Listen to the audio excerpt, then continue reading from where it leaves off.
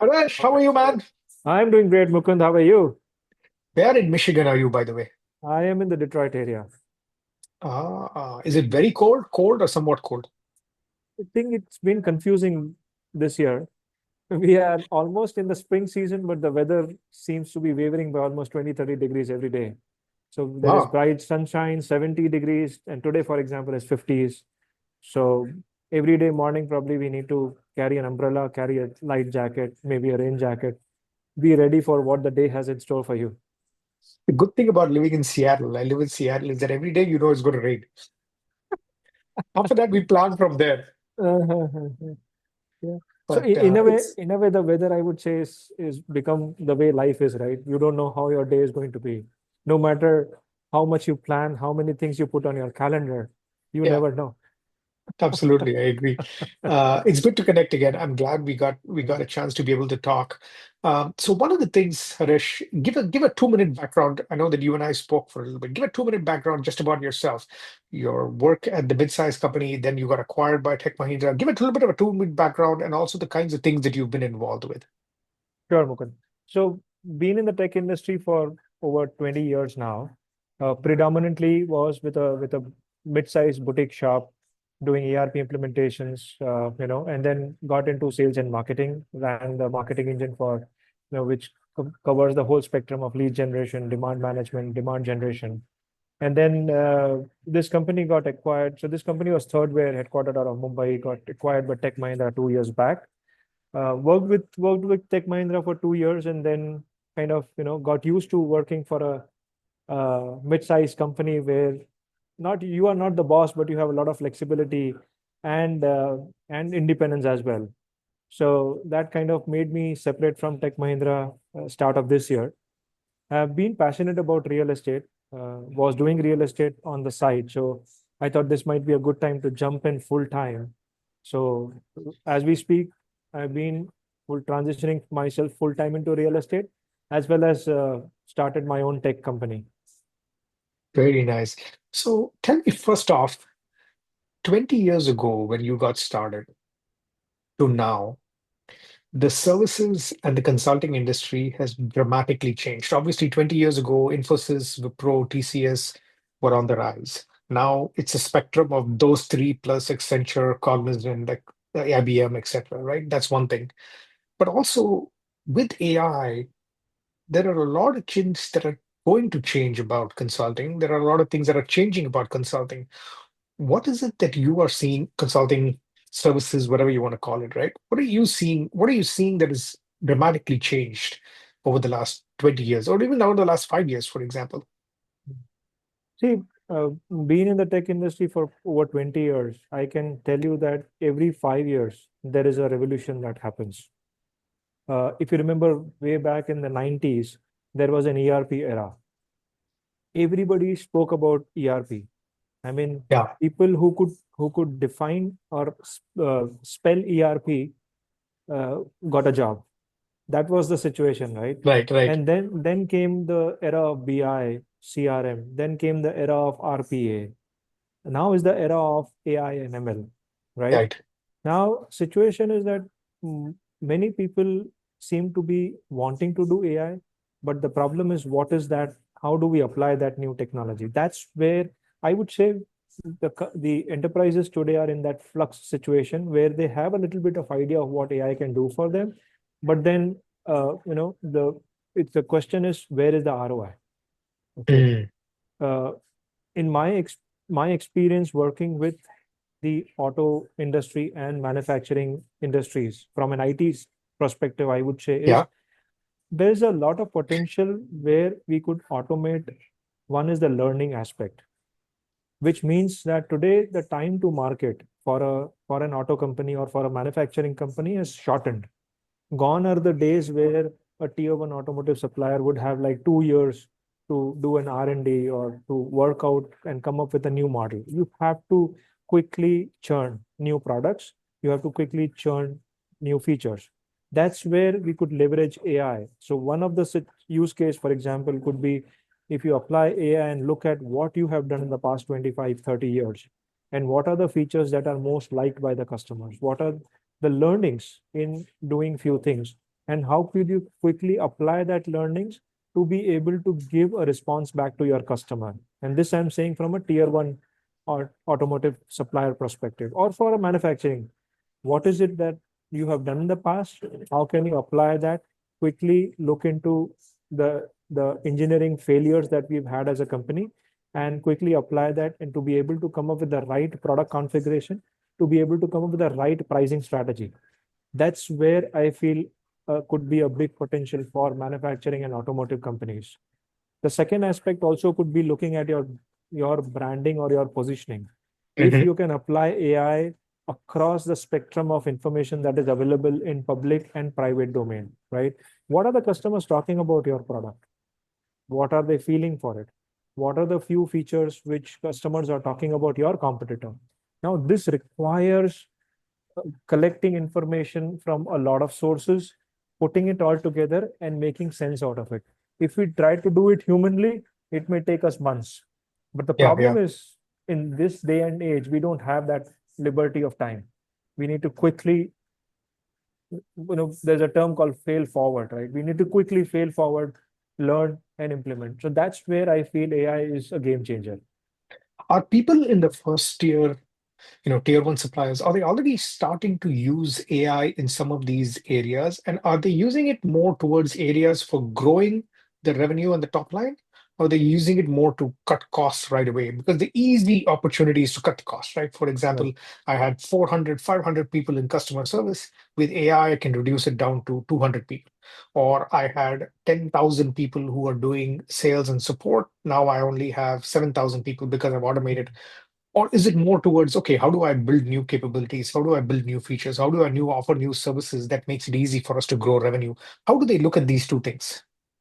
In my opinion, Mukund, adoption of new technology, when we talk about ERP, when we talk about CRM, when we talk about RPA, and now when we talk about AI and ML, the first starting step has always been cost reduction, Yeah. in my opinion, and that's my experience. Always it is, how can we reduce cost?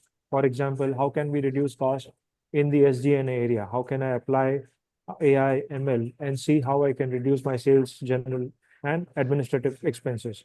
That could be by automating some repetitive tasks.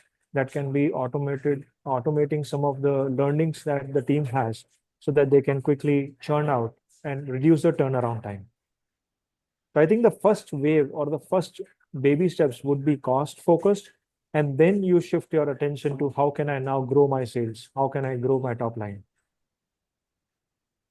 Uh, Let me ask you something different. How have you been using AI? What are you using it for? Are you using it for personal stuff? Are you using it for work? Is it making your life easier? One of the things that is interesting to me is a lot of people say, hopefully now we can get to the 4-day work week. But Mhm. how are you using it? What have you been using it for?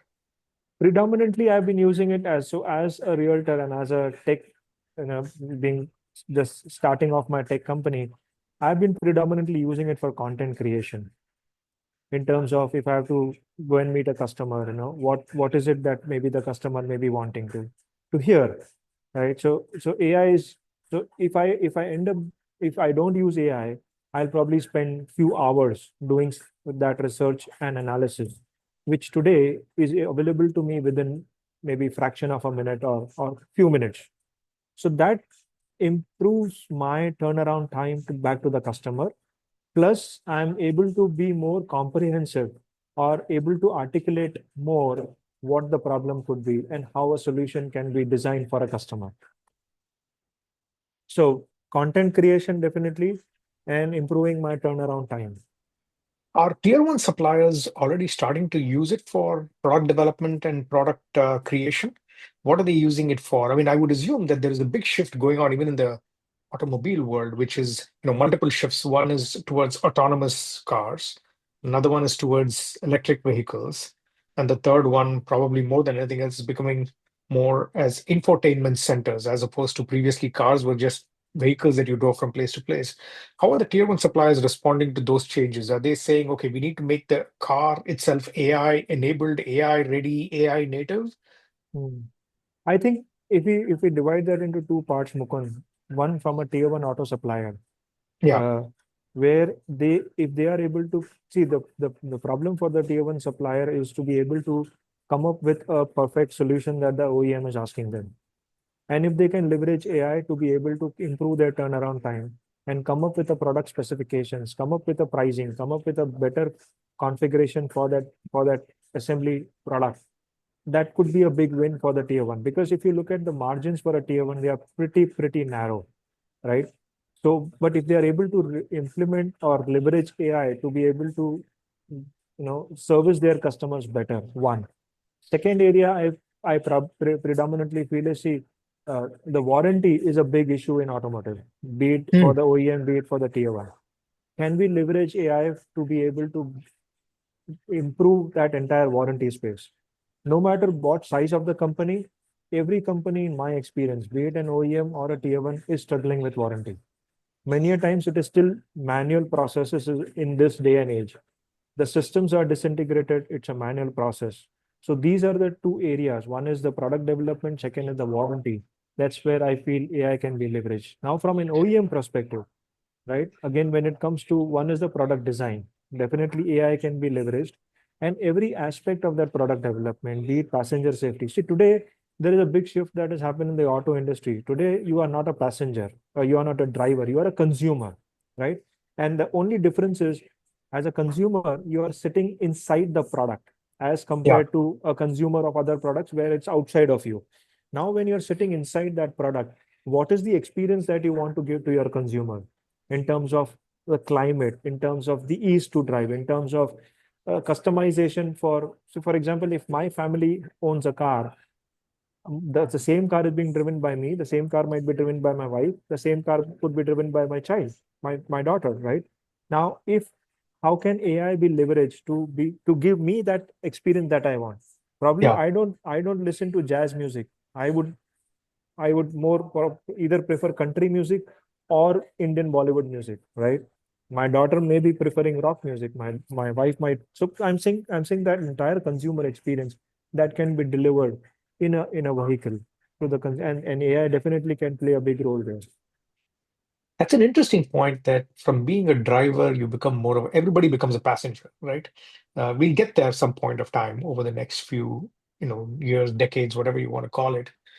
If everybody becomes a passenger and the driver and the car is being driven, is there a need for AI to not just make it easier to be able to drive, but also find it easier to bring things to you, to your car, that you may normally have done outside of it? For example, as you're driving, it automatically detects that, okay, all right, you almost always stop for coffee or Starbucks or something like that. So it says, oh, by the way, here, you should think about this coffee coming up place that, for 10 minutes from now, let me place the order right away. Or you're going during lunch and you want to be able to go ahead and have something ordered prior. Or we know that always you drop off a thing to be picked up at the FedEx place, so maybe I should drive by that. It starts to make things happen, and it says, okay, you should get into the car at this point in time because I'm going to take it to the dentist at an appointment in half an hour, right? Those kind of experiences become a lot more different then, as opposed to keeping your head stuffed with all of these things I have to do. The car and the devices start to take ownership for doing some of these things and reminding you of certain things. That's definitely, as a consumer, in my opinion, a very big plus point, or a way to enhance the end consumer. But from a technology standpoint, from an execution standpoint, I'm sure there are a lot of challenges there, right? Because it requires a complete integration of your calendar, of your cell phone, of your emails with the car. Today, there is a complete line of separation, right? While your cell phone carries a lot of your personal data, your vehicle carries only the vehicle related information. So that's where the integration has to happen between that personal space into your vehicle. And only Yeah. then can your vehicle give you that personalized experience. Yeah. No, I think that is interesting to me. The other angle that is very interesting, especially when I talk to you about, okay, you have automobiles Hmm. and you have technology and you have the movement towards electric vehicles. But the question also in my mind is a lot of the CEOs of these larger companies, whether they're tier one suppliers or tier two suppliers, usually they come out to me and ask me the question, how can I improve my top line by 10% or 15%, right? Mhm. Their first question is that. And then to break that down into, okay, here are the things that could be done that AI can help with takes a lot of effort. That's what right now, Accenture, Capgemini, McKinsey, they're all making money just of that, trying to help people say, okay, if you want to grow by 10%, here are 10 things we could do. One of them might work, two of them might work, whatever the case might be, right? Right. Are you hearing from a lot of the VPs and the one level below the CEO, one level below the C-suite, talk about how do you make these trade-offs? Because like everything else, it becomes an IT project. It takes a long time. It has its own beta testing, then it has its alpha, beta, final production, everything else. Are they thinking about it in those terms as well, or are times being shortened right now to get the product out to market with AI? Effectively, I believe that if they are focusing on shortening the time to market, definitely that is going to improve their top line, right? But the CEOs and the VPs of this, meaning the modern business model, I would say, are focused on cost, because if we look at it, the input cost, while the vehicle cost hasn't increased proportionately, and when I say vehicle, it could be any manufactured product, but the input cost in terms of direct and indirect, it has increased almost. I was looking at one report which said almost by 20% the input cost has increased, which is direct as well as indirect. Now Because of there inflation.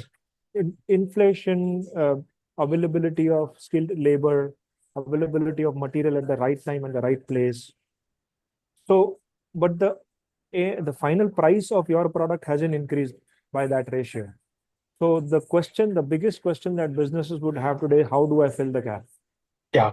So AI is coming, maybe I would say, as a fresh breath of air into the system, that maybe this can be a game changer if I'm able to reduce my cost, and if I'm able to apply AI to quickly service my customers. Can I do that? And if you look at it, the way vehicles are today, there is a lot of customizable components, and that's where the OEM can use AI and ML tools to be able to do that customization. Awesome. Thank you, Harish. This was very, very good. Good start. I'm sure we'll have a follow-up conversation at some point in time as well. Thank you very much for the time. I'll talk to you soon, man. Thank you, Mukund. Take care. Have a nice afternoon. Bye. Bye.